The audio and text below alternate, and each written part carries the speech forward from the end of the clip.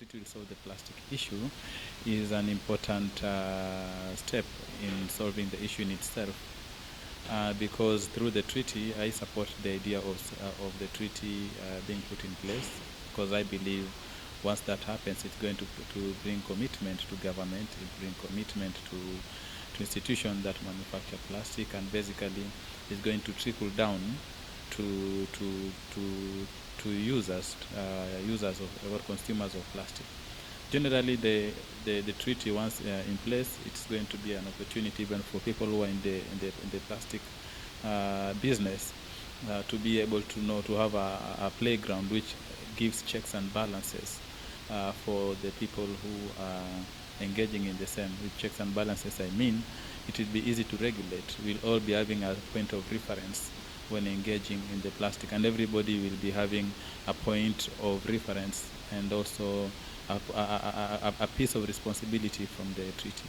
Plastic treaty will be a means towards end of plastic pollution. And why I'm saying so is because through the treaty, it also depends with other mechanisms that will come within it, and also how commitment the member states are going to be to ensure that the treaty is well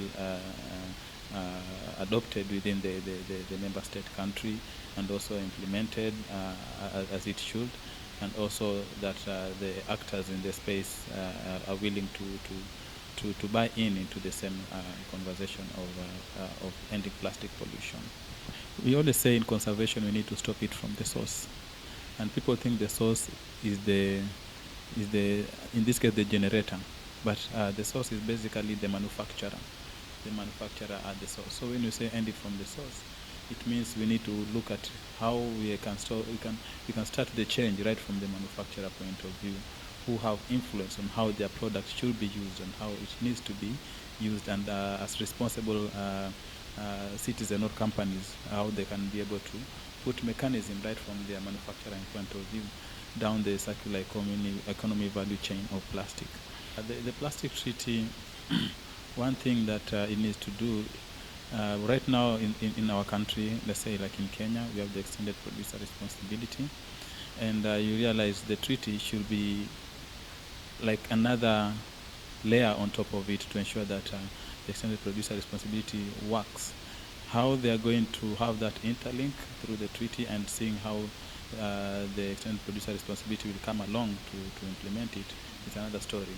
But as far as the treaty is concerned, I can see it is one area that can help to solve plastic pollution.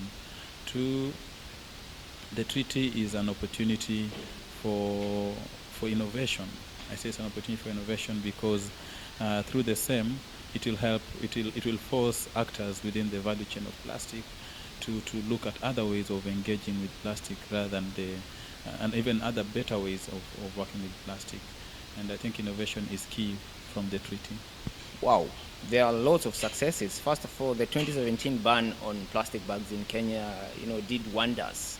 Right now, you don't see plastic bags anywhere. Of course, there are just a few, but the ban on plastic bag did a lot of good to Kenya. The environment is much cleaner. We have less plastic, and in fact, we should be having less plastic in the environment, if not none of it. So, and of course, I also appreciate the just passed the resolution by the UN on coming up with a global plastics treaty. I hope the global plastics treaty will fight or reduce plastic pollution, if not completely, removing it from our environment. I think we still have a lot of plastics, illegal plastics coming from our porous borders, from Uganda and other countries that have not banned the plastic bags. Those are things we will continue having problems with until the moment these other countries also have their own bans. So what we need is like a regional approach, an East African approach that will address the issue of plastic pollution together, because as a country we may not effectively be able to implement the ban on plastic bags when other countries are still using it. So we need to work together as East Africa community, as a continent, and as a world. As a world with the treaty, as East Africa community, with our East African Assembly, coming up with laws that will effectively reduce plastic pollution. Extended producer responsibility is something that we needed it yesterday, so much. It should now be a law.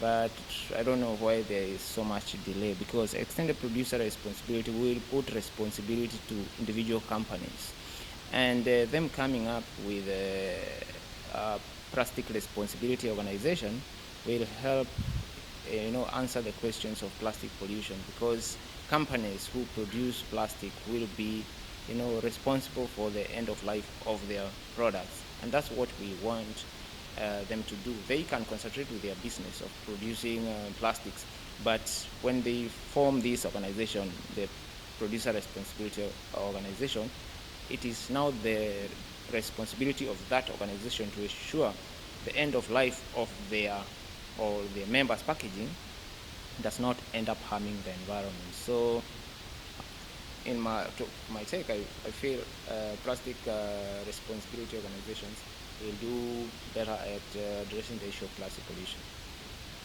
My advice, maybe a question, would be, why is the government not implementing the ban on plastic ban as it is supposed to be? Because they, NEMA, and other government agencies are mandated by law to implement the law to the letter. Why are they sleeping on their job? We need them to work. We need them to fight for the environment, to ensure that the environment is protected at all costs. If there is a ban, it should be implemented. We also need other bans to come in, especially on single-use plastics. We need the extended producer responsibility to be in operation, so that industries producing plastics, can answer for the end of life of their products. And we need basically our country to be clean.